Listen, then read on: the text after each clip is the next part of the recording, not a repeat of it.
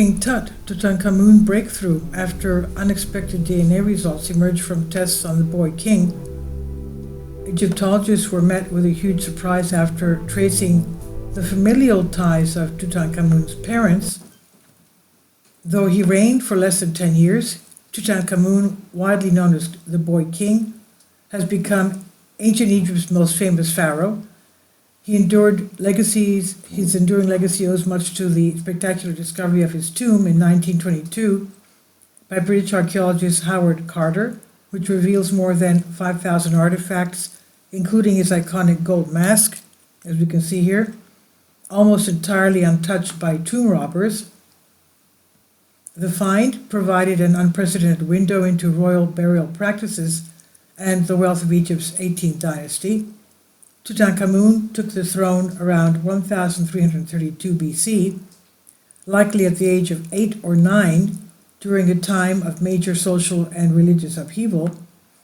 He was the probable son of Akhenaten, the pharaoh who had radically reshaped Egypt's regional landscape by attempting to replace its traditional pantheon with the worship of a single deity, the sun disk Aten, and this controversial experiment in monotheism disrupted centuries of spiritual practice and was met with resistance. During his short reign, Tutankhamun, guided by senior advisors like Ai and Horemheb, reversed many of his father's reforms.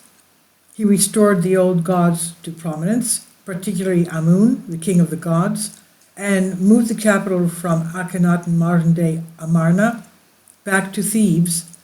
His birth name, Tutankhaten, living among Aten, meaning, was changed to Tutankhamun, living among Amun, in a symbolic reaffirmation of traditional beliefs. And these efforts were likely less the vision of a young ruler and more the work of a political elite seeking to reestablish stability. And yet, despite these restorations, much about Tutankhamun's life, especially his famous origins, his family origins, remains shrouded in mystery. A significant breakthrough came with the BBC documentary Tutankhamun, The Truth Uncovered. It presented results from an extensive genetic analysis of royal mummies conducted by Egypt's Supreme Council of Antiquities. This research has originally been published in the Journal of the American Medical Association, JAMA, in 2010.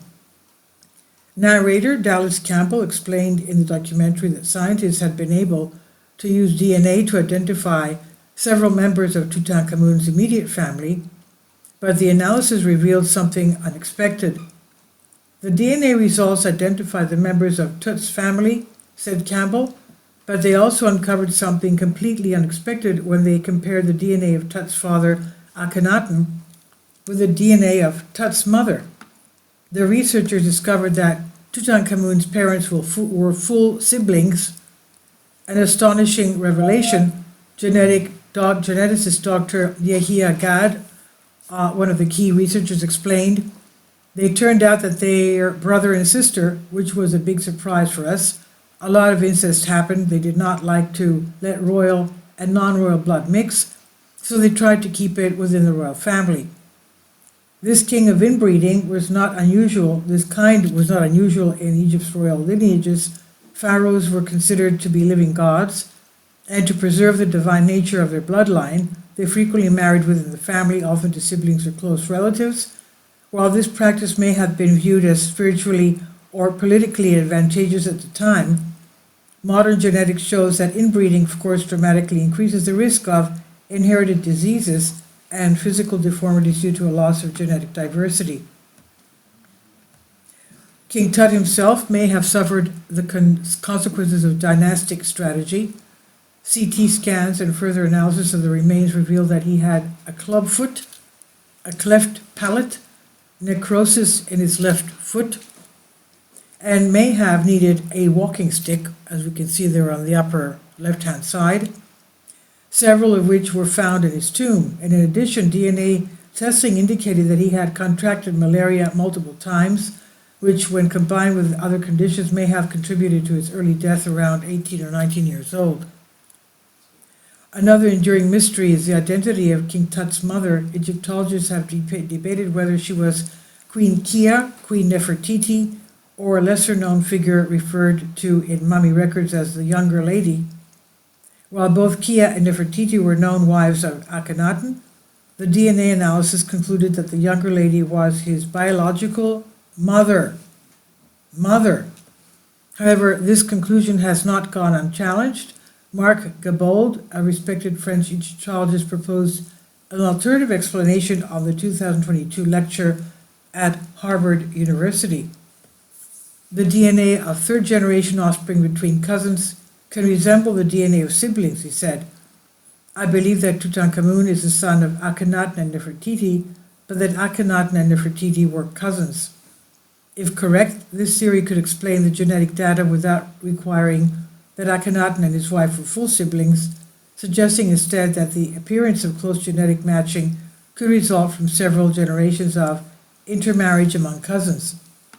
Even a century after the discovery of his tomb, Tutankhamun continues to fascinate researchers and the public alike, not only because of his glittering burial treasures, but also due to the insights he offers to dynastic politics, religious revolution, and the complex biology of royal inbreeding.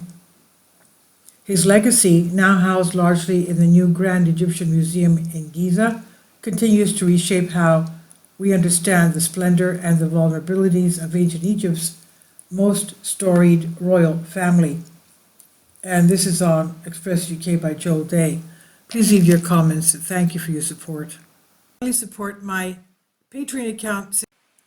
The daily posts are 5 videos daily, and they are totally different from what I have on my YouTube channel.